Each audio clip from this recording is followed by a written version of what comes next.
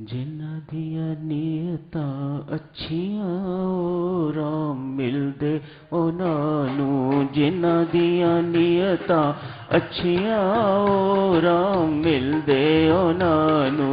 जिन्ना दिया नीयता अच्छियां ओ राम मिलदे उन्हां नूं।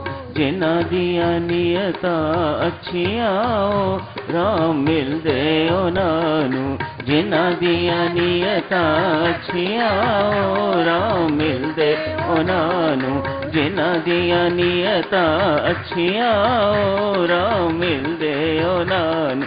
जिन्ना दिया नीयता अच्छियां ओ राम मिलदे उन्हां नूं। जिन्ना दिया नीयता अच्छियां ओ राम मिलदे उन्हां नूं। जिन्ना दिया नीयता अच्छियां ओ राम मिलदे उन्हां नूं। जिन्ना दिया नीयता अच्छियां ओ राम मिलदे उन्हां नूं। जिन्ना दिया नीयता अच्छियां ओ राम मिलदे उन्हां नूं। जिन्ना दिया नीयता अच्छियां ओ राम मिलदे उन्हां नूं। जिन्ना दिया नीयता अच्छियां ओ राम मिलदे उन्हां नूं। जिन्ना दिया नीयता अच्छियां ओ राम मिलदे उन्हां नूं। जिन्ना दिया नीयता अच्छियां ओ राम मिलदे उन्हां नूं। बहुत बहुत धन्यवाद माला, बहुत सुंदर राम कृपा। कल आप जी से अर्ज की जा रही थी, सुग्रीव एक साधक है, बाली अभिमान। आध्यात्मिक दृष्टि से सुग्रीव साधक वृत्ति है और बाली अभिमान वृत्ति है। साधक बेचारा पिसता है अभिमान से नित, अभिमान मारता है, पीटता है। साधक नित हारता रहता है, बहुत बलवान है अभिमान।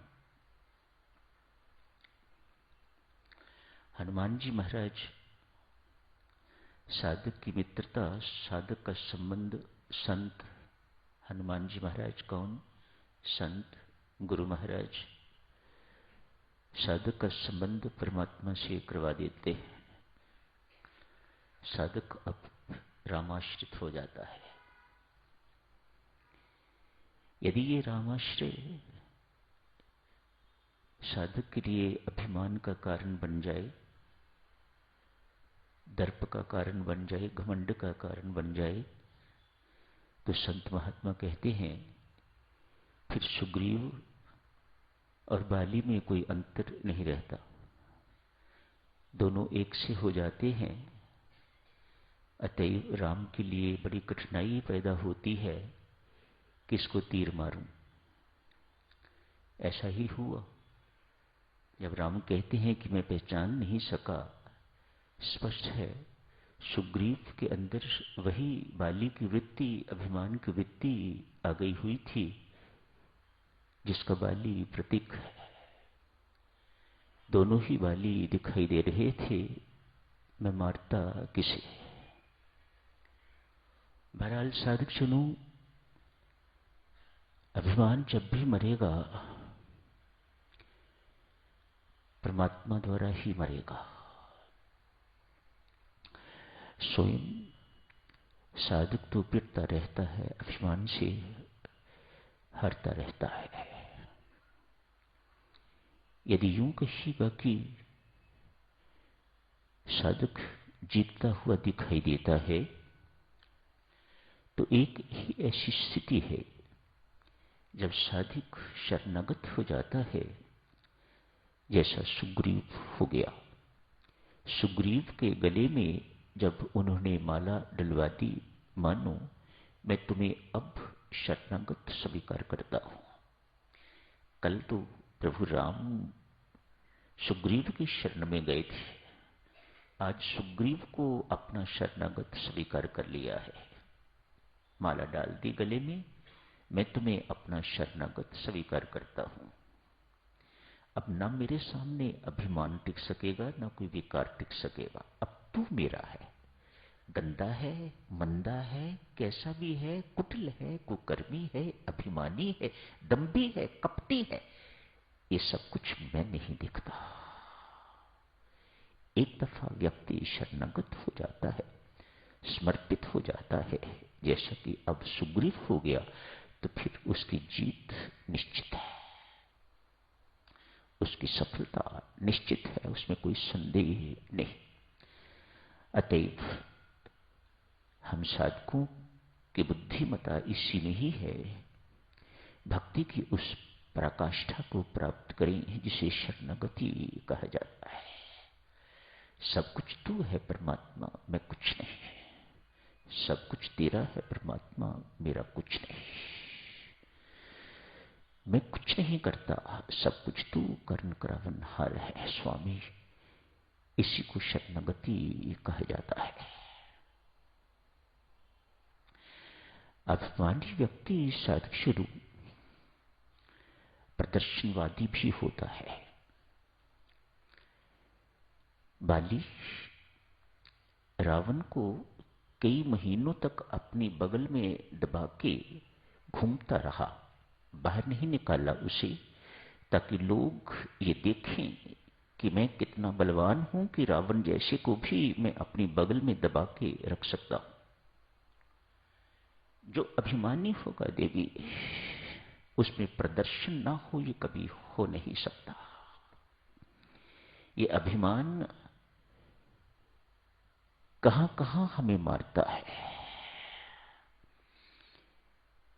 कैसा बहुरूपिया है ये अभिमान, किस प्रकार से हमें दबोच के रखता है, दबा के रखता है, हमें एक पग इधर उधर खिसकने नहीं देता, आगे बढ़ने नहीं देता।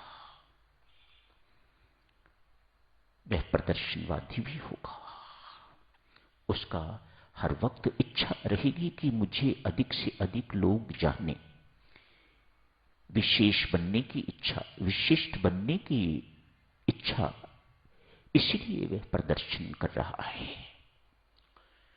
कपटी भी होगा, जो भीतर है वह बाहर नहीं दिखाता, तो उसी को कपट कहा जाता है। भीतर से भिन्न है, बाहर कुछ अपने आप को दिखा रहा है, इसी को कपट दंभ कहा जाता है। अभिमानी ऐसा भी होगा। दुकान पर बैठे तो दुकानदार, यहां पर आए तो महाभक्त। ये कपट, ये अभिमान समझिएगा, किसी न किसी ढंग से हमें दबोचे हुए है, वह अपना काम कर रहा है।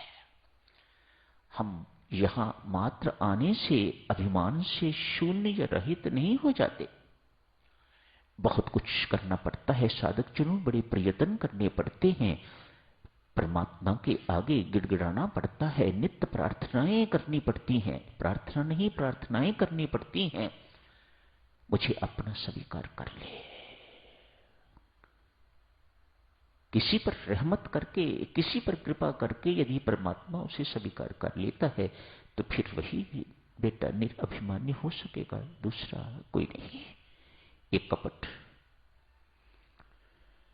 ये दंभ, ये सब चीजें बनी रहेंगी। अभिमानी की वाणी और व्यवहार में नम्रता नहीं हो सकती, छल हो सकता है। वह नम्र है नहीं, लेकिन अपने आप को नम्र